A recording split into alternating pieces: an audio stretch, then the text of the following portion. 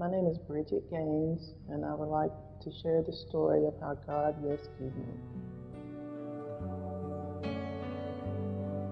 I grew up in probably like just a perfect family. I grew up with my brother, my mom, and my dad, and we spent a lot of time in church. I was taught the word of the Lord. Um, I I met my husband in 1994. We were married in 1995, and he's a very charming, outgoing, personable person. And I felt like it was just the continuation of my fairy tale childhood. I'm married. I'm going to live happily ever after. But I began to see that was not the way it was going to be. I realized that he was very controlling, very, very controlling. Um, he wanted me to be home by a certain time, which was really the time that it takes for me to get from my office to home. And if if I was not at home at the time that he thought I should be home, then he's out looking for me. And those controlling behaviors escalated one night because I did not get home at the appointed time. That turned into an argument that escalated to him pushing me. He pushed me in my chest and I fell to the floor, and he got on top of me, and we argued back and forth, and I was trying to wrestle him off of me, and our neighbors heard me, and I ran outside to the neighbors and we talked it out. And somehow in my mind I justified that was okay. That was okay. I mean, he didn't hurt me. I didn't have any marks or any injuries or anything, so I know that shouldn't have happened, but that's okay. And from various times there would be different incidents where he would attack me because he didn't know who I was talking to on the phone, or because he thought I was somewhere I shouldn't have been. And those are the kind of things that began to happen a little more frequently over the years. So after several years of that, I just had it. I just couldn't take it anymore, so I said to him, I'm done. So I got up and walked away from him, and when I turned my back on him, I felt a strike against the back of my head. It hit me in the back of my head and knocked me down, and it sort of stunned me for a minute. So while I'm down, he got on top of me, and he got a chokehold and started choking me. And all I could think of, because my girls were asleep in the house, and they were little then, they were like 5 and 3, and all I could think of is they're going to wake up and they're going to see me dead laying on the floor. But he let me go.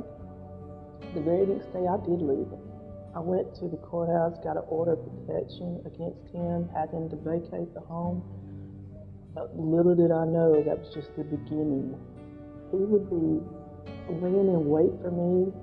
I would look out the window and see him driving back and forth.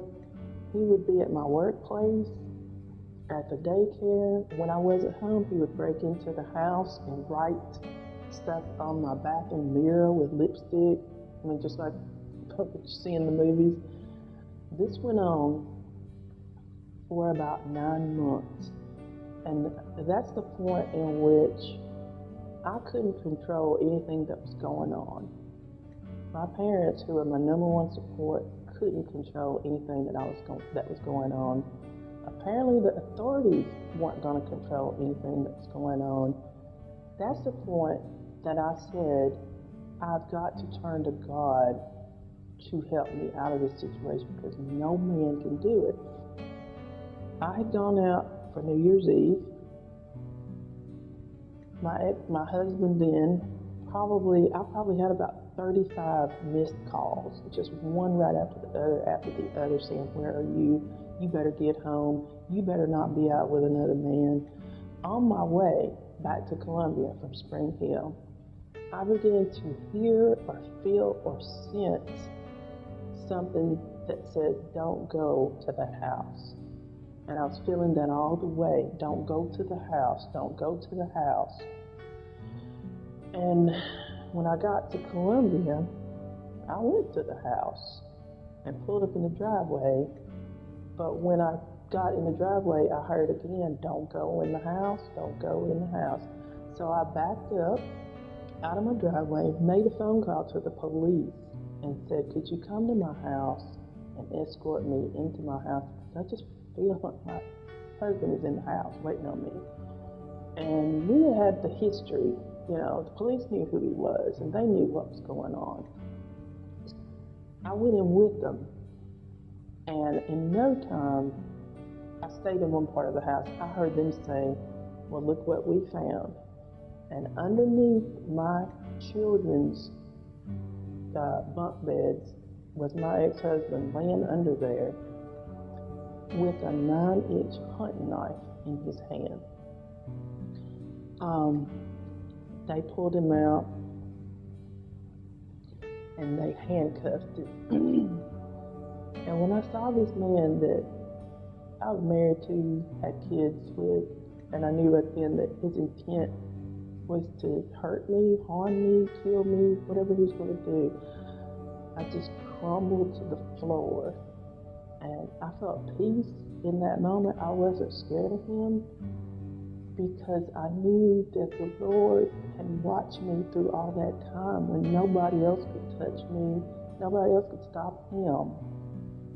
I knew that the Lord had stepped in and saved me right at that moment. I knew it was nothing but the Lord because I would not have known that he was there.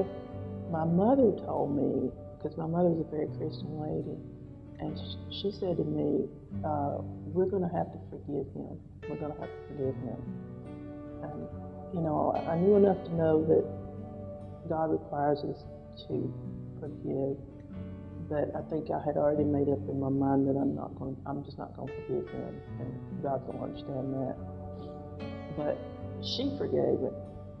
And when she forgave him, I knew how hard that must have been for her because he had harmed her child. When she forgave him, I was able to forgive him. When I forgave him, my kids forgave him. I think forgiveness has set us free. I need you, Jesus, my rescue.